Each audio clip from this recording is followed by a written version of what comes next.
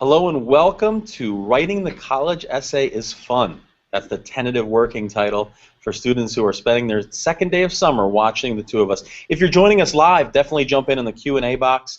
I'm privileged and excited to be around Mr. Cooper all the time, and here he is today. Chris, how are you? I'm good. I read books for fun.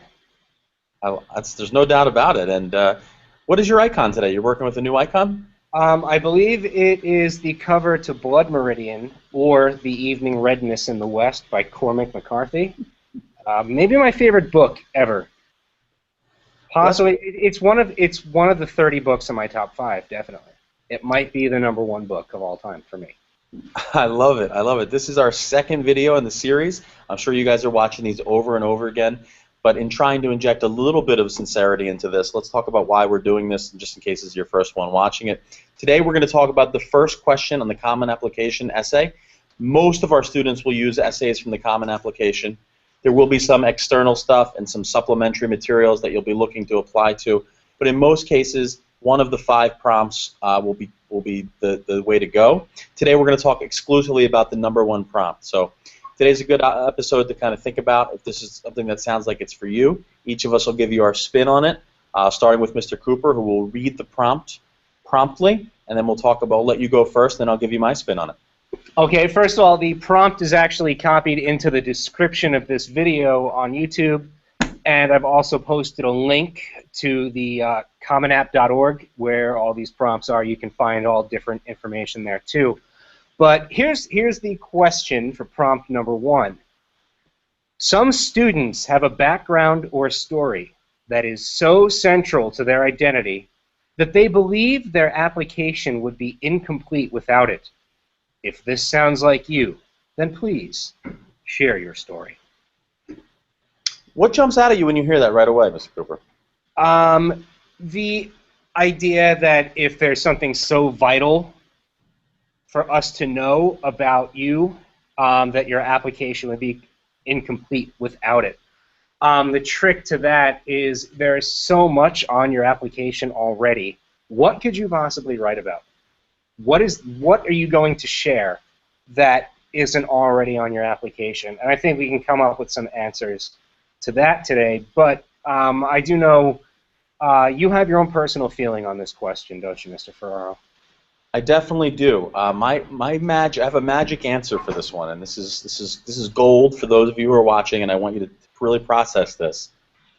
Do not answer this question. Pick another one. Pick 2, 3, 4, or 5. Do not do question #1. It's very high percentage that people want to do the #1 question on any essay test. Stats will bear that out. But I'm telling you right now, do not do this one. Unless shrewd listeners, shrewd viewers of our 2 episodes will say, but Mr. Ferraro, last week you said we don't have to have dug ditches in Paraguay or Uruguay or Zimbabwe to have a special story. But listen to how this question is worded. This is something of background. This is so vital. We need to know about this. I'm a kid that grew up in Fairless Hills, Pennsylvania. My parents had a restaurant. It's a tremendous story. That's not so vital to my application that they need to know about it. So skip it. We're on to #2. No, I'm going to have to disagree with you a little bit, slightly on this. And I do understand where you're coming from. The idea that if you're going to write about how you are a typical person and that shapes who you are, or if the thing that shapes who you are is something that's pretty mundane or not so out of the ordinary outside the scope of where you live, then okay, don't. But there are things you can write about, and I'm going to use an example. A few years ago, one of my seniors wrote a college essay about losing a parent while the student was still in high school, and how that shaped the student and forced her to take on a role in her family that she was never asked to take before. So I think something like that, although you might argue that that's not out of the ordinary, I think it is extremely vital to a person's identity. And this person worked very hard on this essay, took it quite seriously, and had something around 22 drafts by the time it was finished. And it was an outstanding college essay.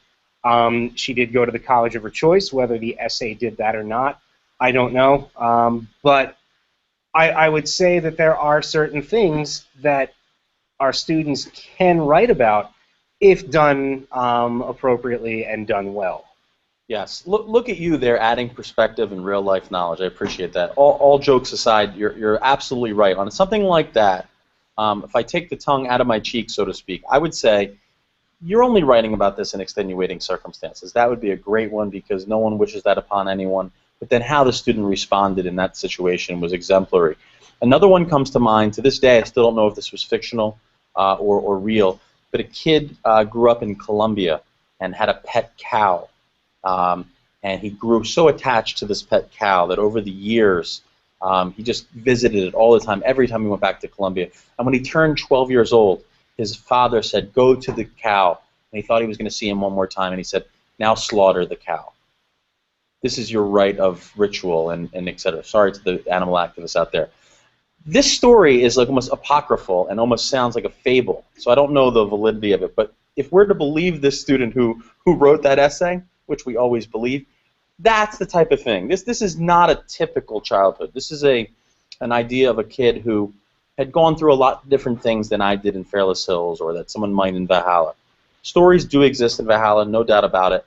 That's why I said earlier, do this essay only if you feel like there's something that would make just a tremendous story.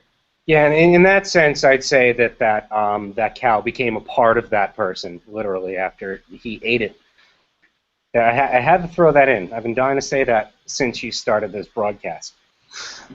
Something comes to mind too. There are certain writers out there who can take something seemingly mundane and make it seem even more important and shed some light on that. Particularly, I'm thinking of correct me if I pronounce this incorrectly, Sandra Cisneros. Correct, yes. She wrote The House on Mango Street. At first glance, it's a small read. It's an easy read, but typically those are college essays. Particularly, I'm thinking of I don't know if this is from The House on Mango Street. It might be. My Name. It is. Yep. Okay, that could be a college essay. Something along those lines. It's something about a sense of identity. If you have an experience that is unique, definitely write about it. Now, where we disagree is I think everybody has a unique experience that defines them, but kind of in agreement with you, not everybody can adequately convey that idea. I think. Yeah, and I would just clarify to say that I definitely believe in the uniqueness of everyone's story, but I would say that this question kind of begs for something even a little bit deeper, and I think that there'll be other questions that are more suited to someone to tell their story. Now, what I will say is often we're very poor judges of what makes us unique. So what I would recommend for this, if you're looking for the practical tip of today's show, is I would ask a dear friend and say to them, if I was forced to do this essay, if I had only to do number one, what would I write about? And then they'll lend you the perspective, because you may say, for me, I grew up with a restaurant family. Someone might find that fascinating and say that shaped me and food became a ritual, et cetera, et cetera. They might be able to pinpoint something for you. So before you rule out number one, like I so cheekily said earlier, I would say look at it and say, if I was forced to do this essay, this question, how would I write about it? Definitely don't ask mom and dad, because they'll tell you, oh, you're so special, blah, blah, blah. You want to ask a dear friend who is also honest and can be blunt. Don't ask somebody who's going to flatter you. Ask somebody who's going to give you an honest answer. What makes you unique? You might like what you hear, you might not. My prediction is a lot of our viewers will probably write this essay to see, haha, I can do this, I told you, and may end up tossing it in favor of something else, and that's fine. That's all part of the process. Before I forget, I did, Mr. Ferraro, want to mention the Common App caps the essay at 650 words. I don't know how strict college admissions counselors are. 650 words does not constitute a long essay by any means. So you really don't have a lot of time to answer it. You don't have a lot of space to answer it, or the parameters are very small. So if you do choose this essay, don't think of something that's going to take an entire book. Again, I come back to the idea from last week. a chapter in a memoir, not an entire autobiography. Absolutely, and if I could say one thing to the viewers is, let's interact a little bit. Give us an email, reply in the comment section, something that you like about the show or something that you'd like us to focus on, and you can see the structure as we go forward. Obviously, we're going to tackle another question on our next episode, kind of take it in piecemeal, try to make these under 10 minutes if possible. But certainly we're here as resources. If we're asking you to come the first day of school with a college essay, and we'll talk about, again, what's really due that day, we are going to try to offer the support along the way. Okay. So I might as well make one book recommendation and one non-book recommendation. Maybe this could be a little part of our weekly series. Mr. Farrar introduced me to this book, Models for Writers, Short Essays for Composition. Editors are Alfred Rosa and Paul Eschholz, Eschholz. There it is. A lot of different narrative essays in here. By no means did you read the entire book in one sitting, but you can find some things in here. I believe My Name by Sandra Cisneros is actually in here. And now my non-recommendation. Are you ready, Mr. Ferraro? I love the format. I hope I don't get sued. You don't need to get this. You don't need to get the College Board's books. There goes that sponsorship. Yeah, we're not being. I mean, if you want to spend the $15.95 on it, fine. If you got $15.95 that you just don't want in your pocket anymore, fine. By all means, get it. But you're better off reading samples and taking a look at what else is out there, rather than giving money to something that we're going to tell you anyway. That being said, we are getting no live Q&A thing. I think we plan these out too quickly, and we post the dates too quickly. Maybe the next one we'll do a week in advance, give you time.